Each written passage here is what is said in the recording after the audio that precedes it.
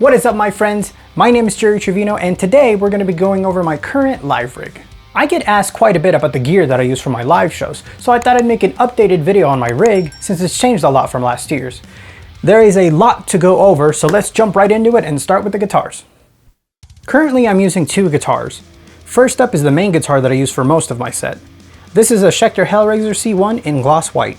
Normally this guitar comes stock with black chrome hardware, but I switched it out for gold hardware. The tuners are Grover locking tuners, and the bridge is a Tone Pros Tune-O-Matic bridge. This guitar originally came stock with EMG pickups, but I switched them out for Fishman influenced modern humbuckers, also in gold. And this guitar has Ernie Ball Beefy Slinky 11 to 54 strings, and it's tuned to drop C. The other guitar I'm playing is a Schecter Omen 7 in this beautiful walnut satin finish. The only thing I changed to this guitar is the pickups. This has the Mark Holcomb signature Seymour Duncan Alpha and Omega pickups in it. Other than that, this guitar is completely stock. I used Ernie Ball regular slinkies for the first 6 strings and a 62 gauge for the low 7th string. This guitar is tuned to drop A. Now, onto the meat and potatoes of the rig. For all of my amps and effects, I'm using the Line 6 Helix LT. I decided to make it a little more personable by getting this super cool decal from gearbyseba.com, and a couple of stickers of Sonic and Tails because I'm a huge Sonic the Hedgehog fan. I'm routing the Helix in a number of different ways in order to feed my guitar signal to several different sources, including front of house, a power amp to feed my cab, and also in-ear monitors. I'm also playing along to backing tracks since I'm currently performing solo. So I'm also using my Helix as a mixer to feed the tracks and my guitar signal to my in-ears. I was super inspired by Richie Castellano's video on how he uses his Helix as a personal in-ear monitor system, so be sure to check out that video too.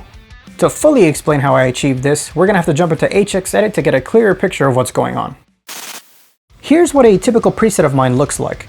This is for a song of mine called Emotep, and as you can see, as I start flipping through the different snapshots, it turns various amps and effects on and off.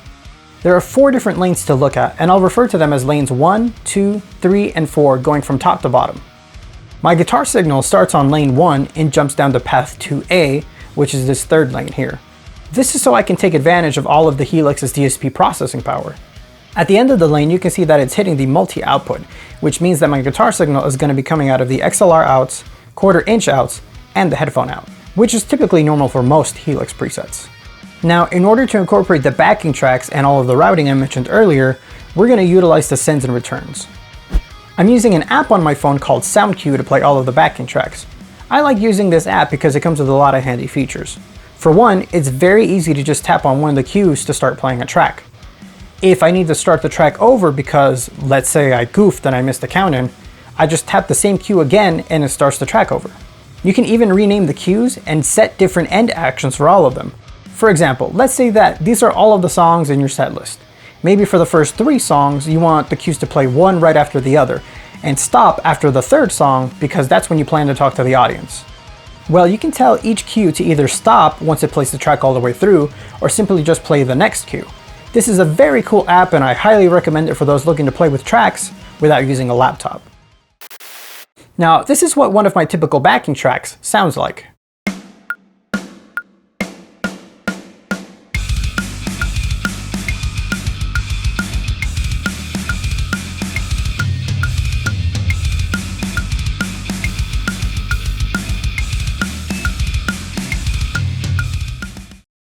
As you can hear, the click is panned to the left and the tracks are panned to the right.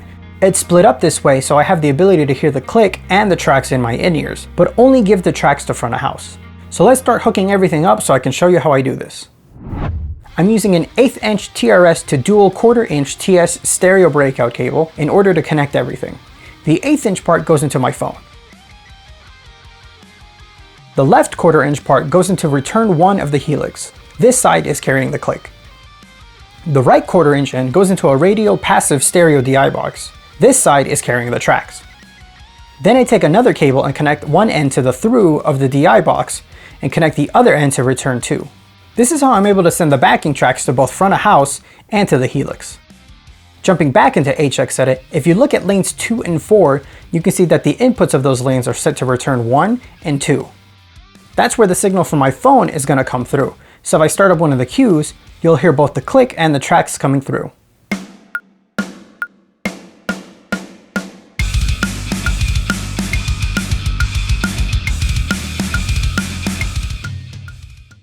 The only other thing I have on those lanes is a couple of volume blocks so I can control the level of the tracks. Those two are hitting the multi-outs, so if I plug my in-ears into the headphone jack, I'm hearing both my guitar signal and the tracks, and I'm able to control the overall output volume with the master volume knob. But Gerry, if you're sending everything to the multi-outputs, won't the sound guy just be hearing everything that you're hearing too? And yes, if I plug my Helix straight into the sound console via the XLR or the 1/4" outs, that's exactly what they would be hearing.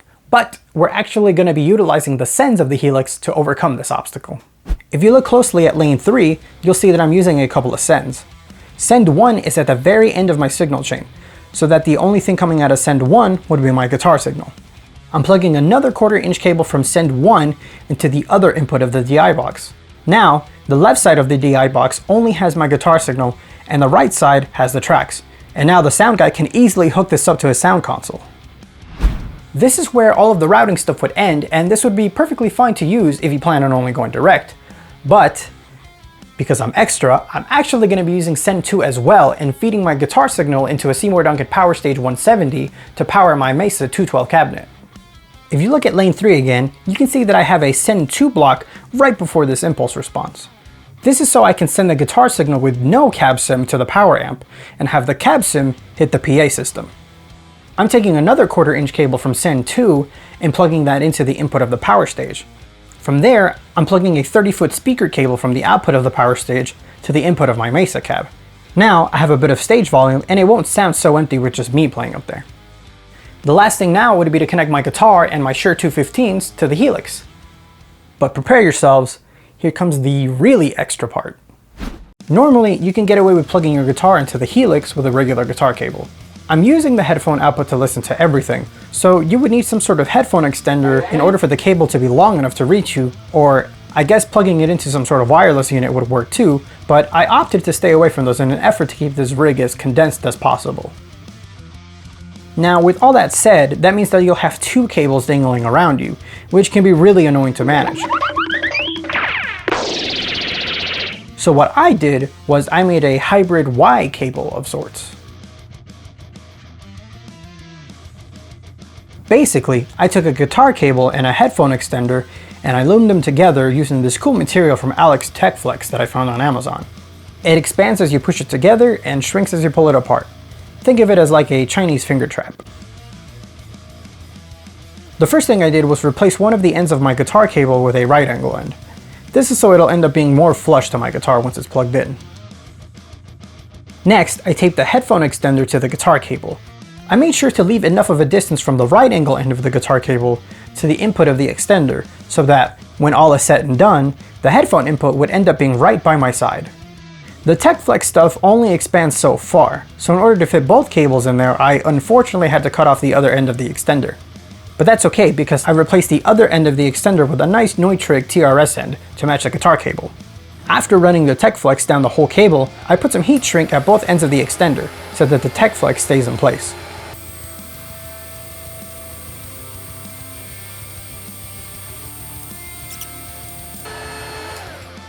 So now, I'm left with a loomed cable that looks like this. No more trying to manage 2 cables. One end goes into the headphone out of the Helix, and the other goes into the guitar in. From here, I simply plug in my guitar and my in-ears, and I'm ready to go.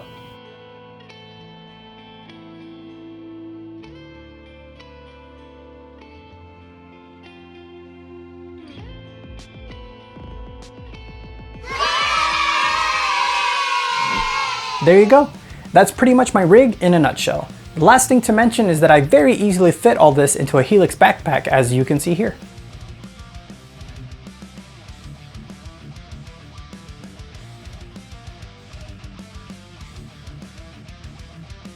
Now I'll let you hear what it all sounds like. I'm going to let you hear what it sounds like going direct, what it sounds like going through the cab, and what it sounds like with the backing tracks and all.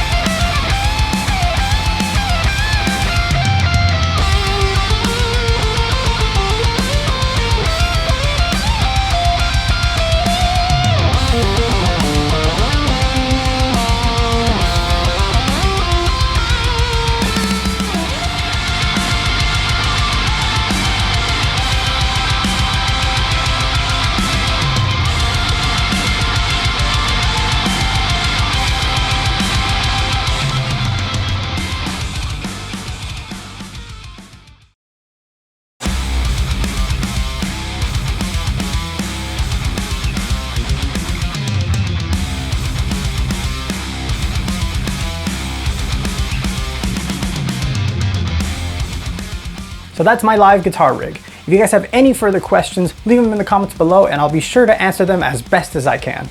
For more guitar videos like this one, head over to my channel, hit subscribe, and I will see you next time.